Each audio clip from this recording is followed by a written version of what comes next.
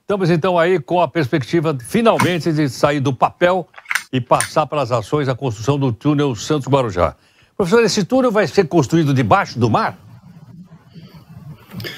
Na verdade, existe, lá é um braço de mar, né? É uma ligação que é um canal onde tem o porto, e o mar chega um rio lá e é um estuário, digamos assim.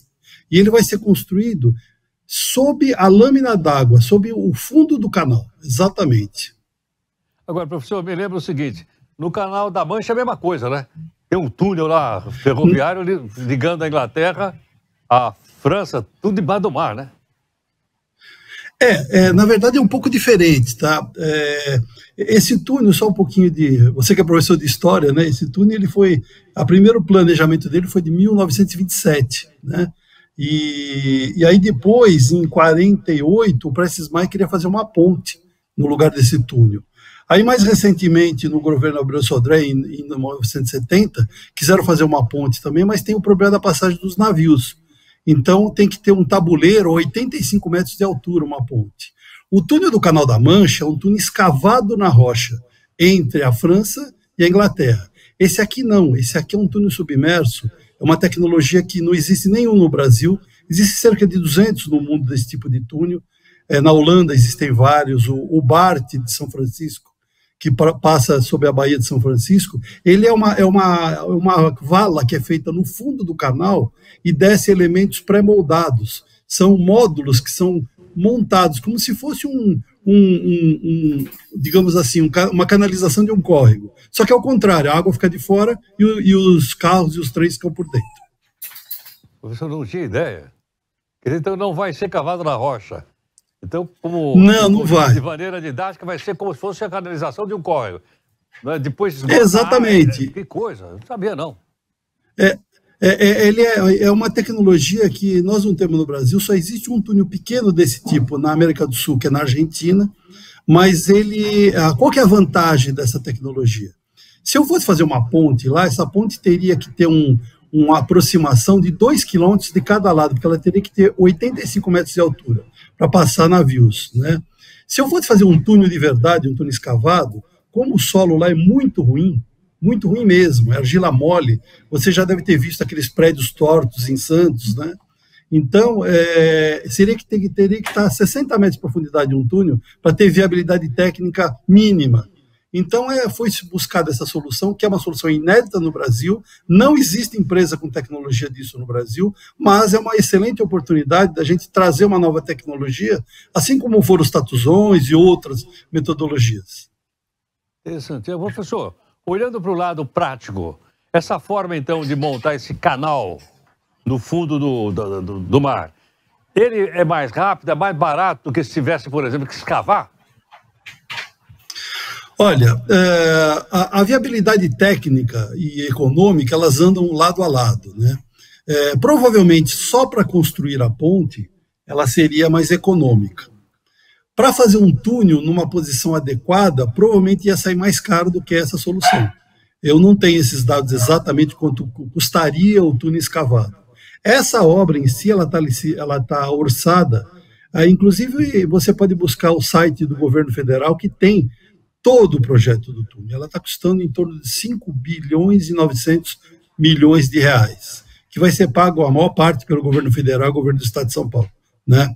Mas a ponte seria necessariamente mais barata. O problema é que a ponte ela tem alguns problemas. Primeiro, ela ficaria muito alta. Então, você imagina um novo Minhocão em Santos e um do lado do Guarujá, com 2 quilômetros de cada lado. A degradação urbana, como temos no nosso Minhocão aqui em São Paulo. Os navios têm que ter um calado mínimo de 21 metros, hoje tem 16, mas vai ser aprofundado o túnel, e uma altura de 85 metros. Além disso, ainda tem a base aérea de Guarujá, o aeroporto lá de Vicente Carvalho, que essa ponte interferiria no gabarito desse aeroporto.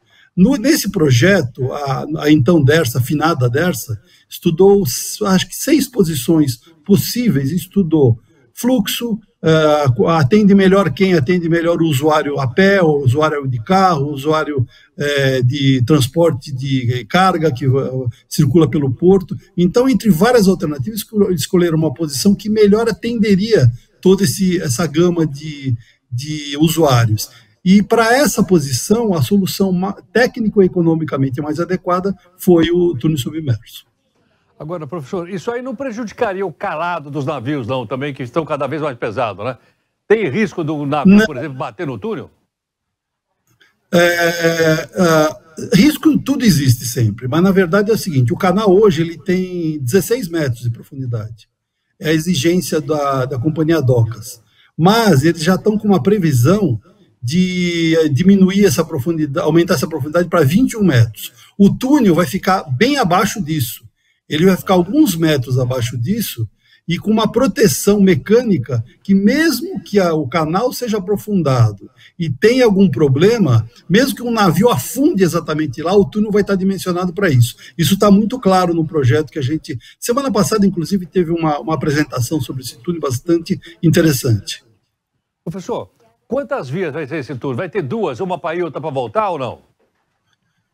Vai ter 3 para ir, 3 para voltar. Caramba. Uma via central para pedestre, e dessas vias que vão e que voltam, uma delas vai ser, no futuro, instalado aquele tram, aquele VLT que tem em Santos para ir até o Guarujá. Extraordinário. Professor, muito obrigado. Eu que agradeço, obrigado e prazer em conhecê-lo. Professor Hugo Cássio Rocha, professor de Engenharia Civil da Universidade Presbiteriana. Eu não sabia quase nada. 6 vias, 6, profundidade, 21 metros. Não vai ser escavado na rocha. Eu, na minha santa ignorância, eles queriam escavar. Não. Ele vai ser pré-moldado e colocado lá no fundo. Ele explicou como se fosse fazer um córrego. Olha só que coisa extraordinária. Realmente é uma obra extraordinária. Agora, o custo também não é mole, hein? Eu vi que os olhos do Vidal aqui até arrecadaram. Quase 6 bilhões de reais.